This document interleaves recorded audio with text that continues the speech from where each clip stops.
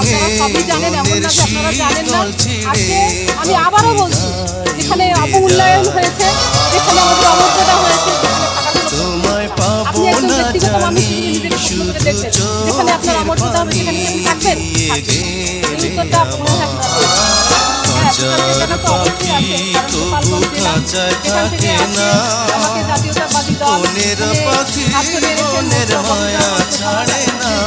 এই জোটের হাত ধরে আর আমাদের সেই চিন্তন সহনশীলতায় প্রেমের সমাধি ভেঙে মনের শীতল ছিঁড়ে পাখি যায় উড়ে যায় আমার হৃদয় ভেঙে